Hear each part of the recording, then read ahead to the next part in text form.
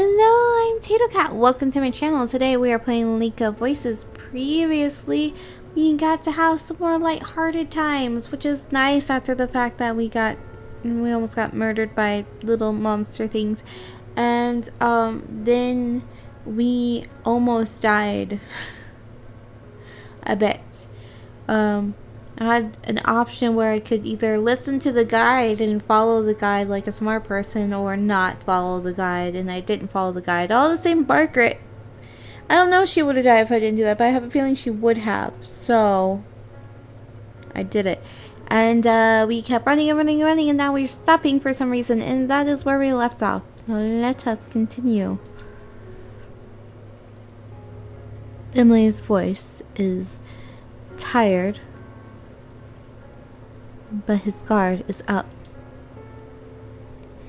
The guide doesn't answer, just stares at something slightly out of view. I step up to join him, following his gaze further down the path.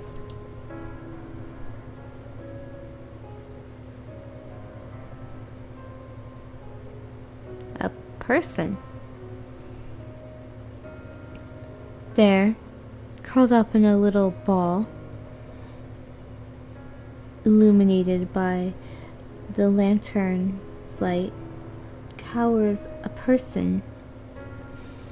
His hands are gripping his head, and he looks from side to side, mumbling incoherently. So this person's gonna join our party, I'm guessing.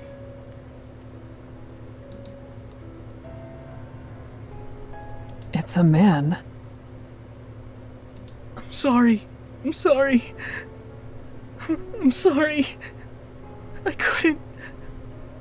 I just couldn't. Please. I'm sorry. So who is this? Question mark, question mark, question mark. I'm struck with an array of questions. What is going on? Why would he wander out onto these bridges on his own? Did he make it this far himself? Were there others with him? If that's somehow the let's try that over. If that's somehow the case, I can't blame him for the state of shock he's in. The man stops mumbling.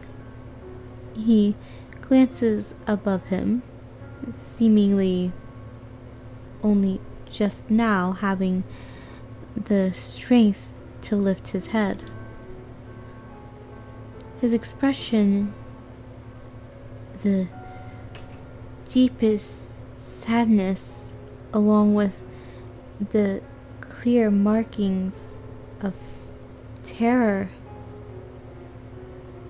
scrawled across his face. I stare at him in shock, not sure what to do. Leave him.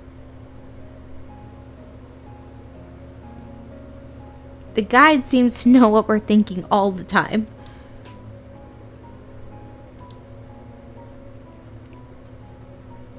I snap my eyes away from the man and instead to the guide. It's a cold, impeccable face. Impeccable face. No! We can't just leave him here. We've managed fine enough already, and these creatures will probably pluck him away as soon as we've gone. Without light, it's certain he'll die. He won't make it regardless. Harsh. I've already written Bimley off, which means he can survive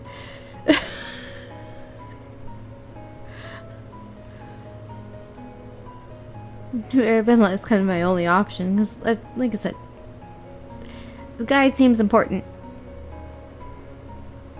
The guy turns to look at us, his eyes seeming to glow from the closeness of his lantern. For the first time, I feel uncomfortable in his reassurance.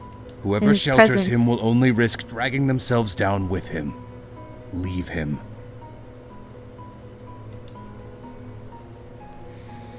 I glance at the others. Bimley is outraged, but Margaret is staring at the man with something like fear. She's uneasy, but she doesn't voice her concerns. I'm trying to think of some kind of compromise when the guide speaks again, his voice cutting. If the man comes, then whoever is shielding him will have to remain at a distance from the rest of the group. Far enough that you can't see me, just my light. That is how you will travel across the bridges.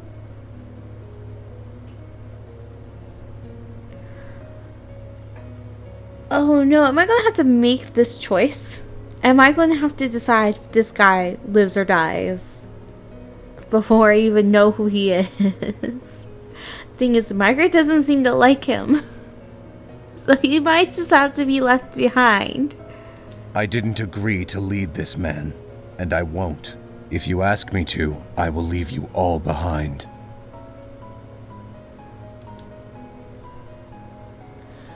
Adrenaline surges through my veins, and I tense up. It's a painful reminder that the guide isn't here to save our lives, but merely to show us the way. We're on our own. Yeah, he's the guide, not the guard. Margaret, Bimley, and I frantically share more looks between us, between each other, trying to communicate without words. None of us have a desire to speak and be the first to make a choice.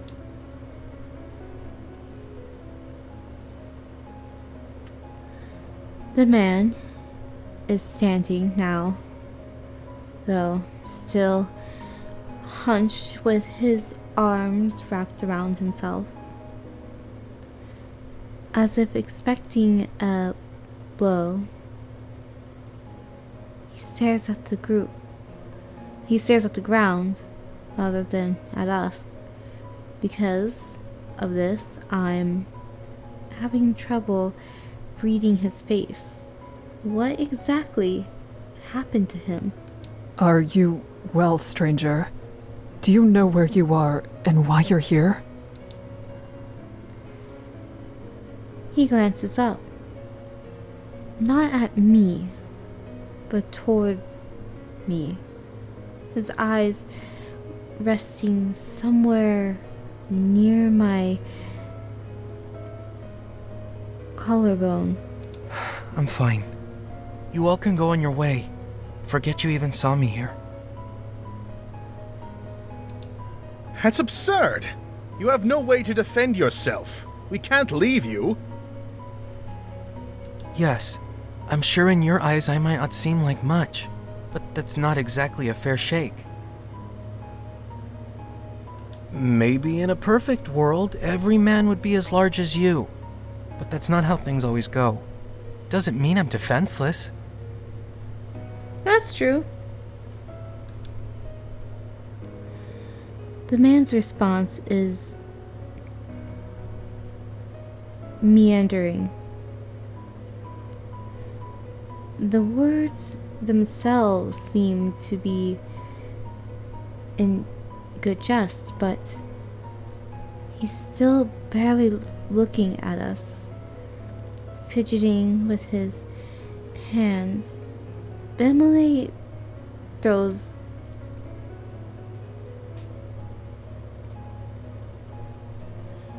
oh, okay, that makes more sense like throws. Bimley frowns unimpressed. It was a joke.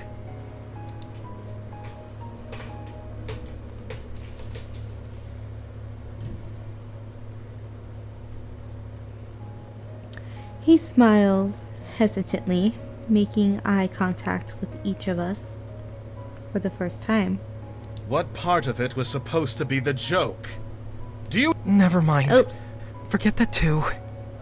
I clicked to... I skipped past Bimley a little What part bit. of it was supposed to be the joke? Do you even realize what is happening in this moment?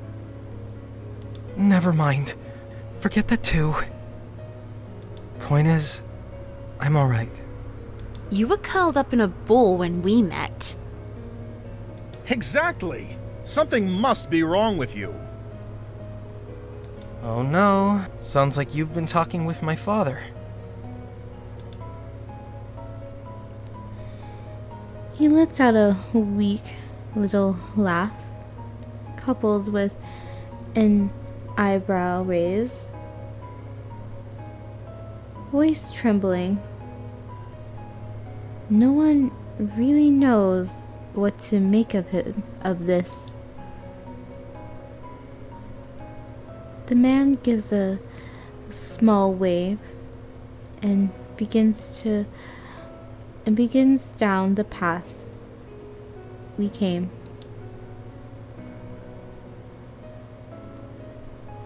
Bimley huffs, tossing his hands into the air. That's not even the right way. How do you know? Huh? Maybe he is coming from the place that we're going to. It could be, if he's trying to get to the side we came from. See? He must have come quite a ways if it was the other shore that he started on.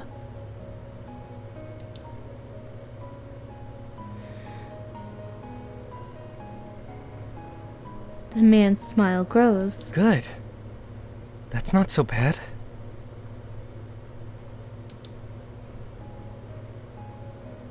There is no response to this remark, unsure of what could be said. I still think he should come with us. A person needs a light, and the guide himself said he won't be able to manage on his own. Sticking with us is his best option. Is it? I look over the man's body, noticing the scrawniness of his limbs. Aww.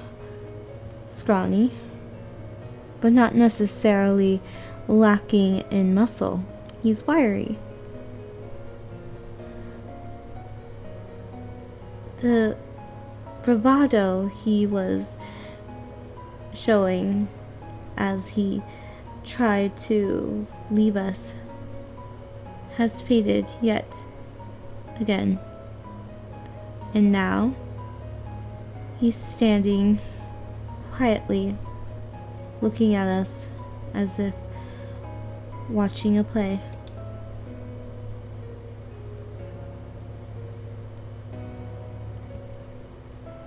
Interest, but no true connection to the events.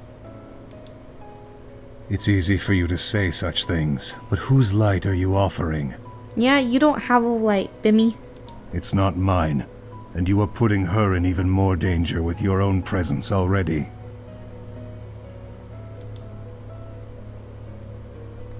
Bimley looks at Margaret. She avoids his gaze. Perhaps I could have let him share my light before, but the guide has said the one with him has to remain behind, and I simply wouldn't be able to manage it.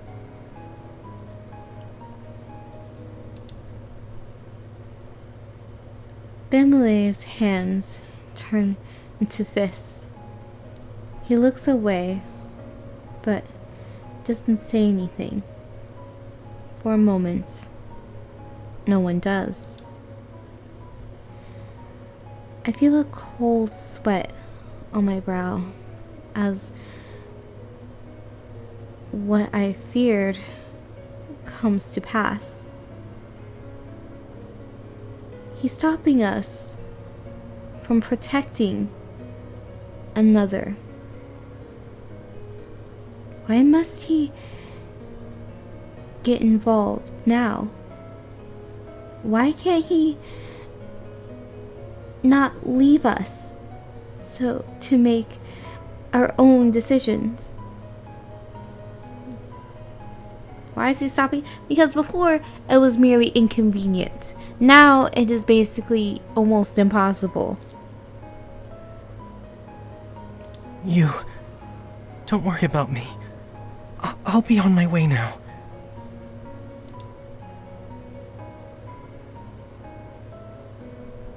The man's voice is full of something I cannot place.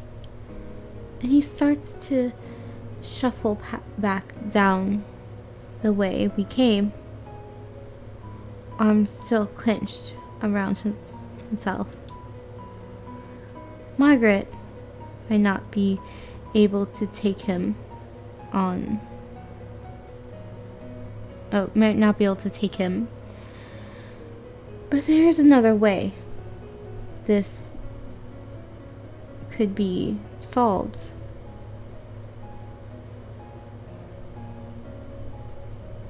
I could stay back with him. It would put Bimley and myself at significantly more risk, but at least this man will stand a chance. Oh no, it's time! Put our hands to stop. No. Put our hands out and stop him. Do nothing. What happens if we do nothing? Like literally do nothing. I can't risk it. Oh, it's so bad. So well, if I take him along, I guess I just have a whole nother person I can sacrifice. Maybe I'll like him more than Bimmy. Not that I don't like Bimley, I'm just saying. Who knows?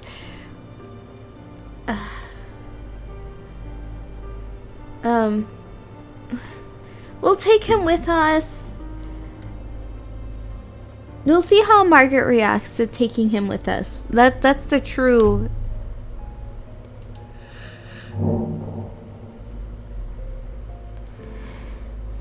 I straighten my arm out like a rod, blocking his progress past me. He stops, perplexed. I am not afraid to stay behind as long as Bemele can remain up front with you in your light. Now we're just really far from Margaret, so I don't know how I feel about that.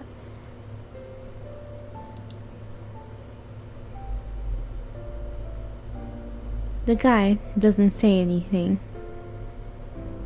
Doesn't even blink. Margaret covers her mouth with her hand, muffling some sort of gasp. So we're not going to just have two people attached to us. We're going to send Bimmy up front. So Margaret's still going to be ahead of us. Cool, I guess.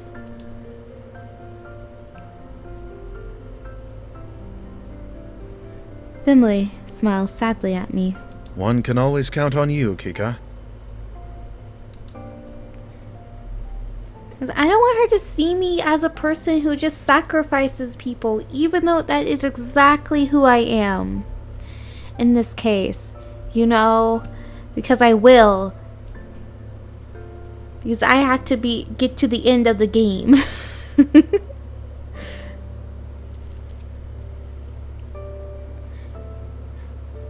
The man, meanwhile, stands with his mouth agape.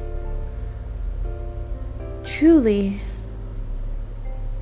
and generally shocked. Well, what will it be?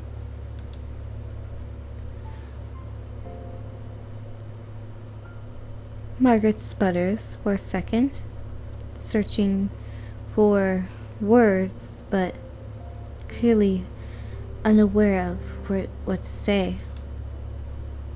Bimile chimes in before she can get anything audible out. I can stay in between you and the guide. I don't need to be right next to either of you. That way you won't have to worry about a repeat of what happened earlier. Yeah, why didn't you do that earlier? I wouldn't refuse you being here.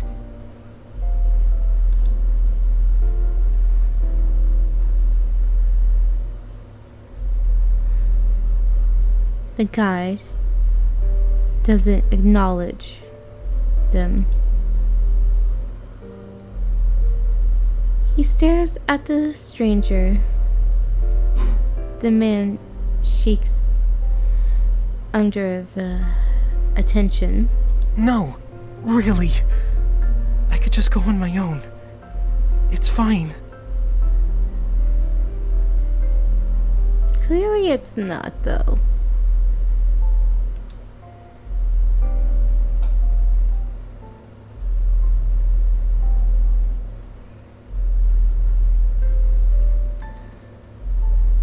I step closer to him, lending the support he seems to desperately need. You do not need to go this alone. I will protect you. Apparently Kika is protecting everybody. Not to protecting Bimmy anymore, though, apparently. The man stares at me. I return his gaze, willing him to see my certainty. I feel like this game just makes me feel like a really bad person. And I played Yandere Simulator, where I basically just murdered people. I'm just plotting who I'm going to sacrifice. Because the game is like, oh, no, all of them will live.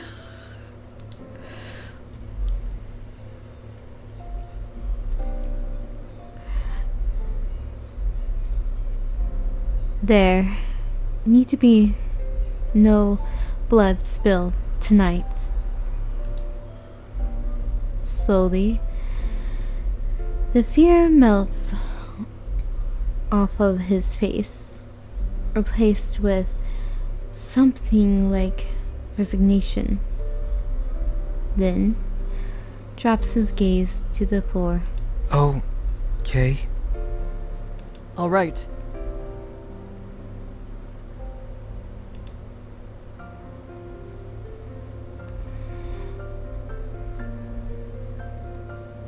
I grasp his shoulder, and turn to the rest of the group. You should get a head start, correct? You'll have to put some distance between us. No! No, we don't have to do that! Yes, we do.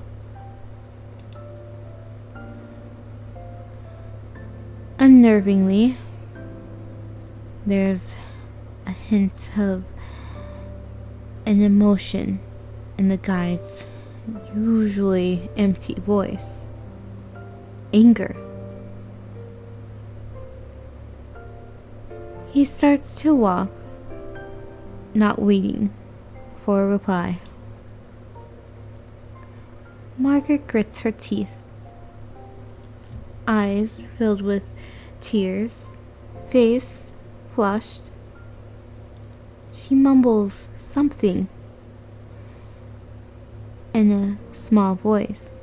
Something I'm just near enough to hear. Why am I always so powerless?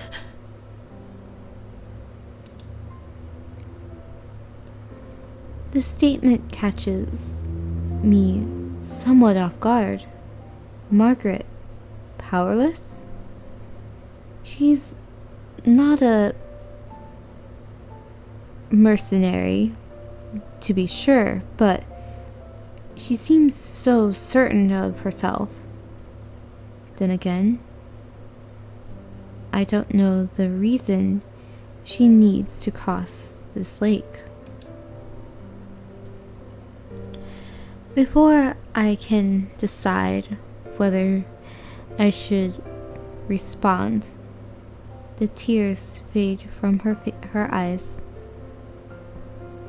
Margaret takes a deep breath. Please be careful. She takes a few steps back, lingering near enough for Bimley. Bimley smiles first at the stranger and then at me. Take care back here, all right? We'll all be together again when we reach the halfway island. It won't be too much longer now. Okay, so we're almost there, I think, right? That's it takes 2 days, so halfway will be the next part of the game. If we survive this night, we're cool. We'll have a nice little camp out, and you can properly introduce yourself to us. Maybe even tell a real joke or two. The man emits a nervous little laugh and ducks his head. The prospect must not be enticing to him. With the stranger having pulled himself out of the conversation, Bimley looks seriously at me. I'm sorry to put you in even more. Stop. Bimley shakes his head, still smiling. I don't begrudge you at all. In fact, I'm glad you did. All I want is for you to remember that goal. Each of us, together, on the island, and then on the other shore, safe. This isn't about what our job is, or where other people need us to be. I feel kind of bad for him. I'm pretty much written him off. Like, if this was a movie, I would just assume he'd be one of the first people to be killed.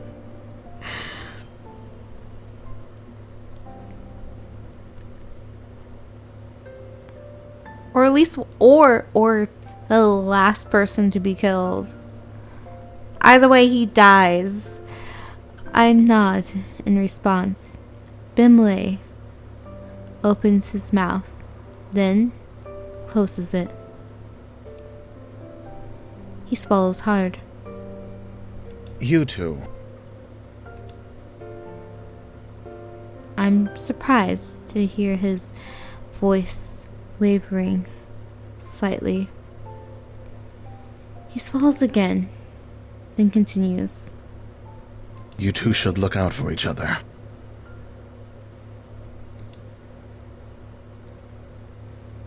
He takes a few steps back as to go, but his eyes don't leave mine. Margaret watches Bimley approaching her, gaze flickering from him to me. Then, suddenly, she rushes back my way. Margaret flings herself into me, wrapping me up into a hug as she's as crushing as her small, shivering frame can measure. Thank you for not leaving me behind either.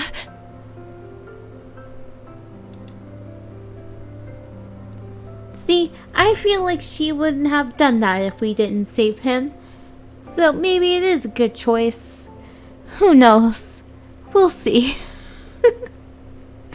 I'm Tato Cat. Have a wonderful morning, evening, afternoon,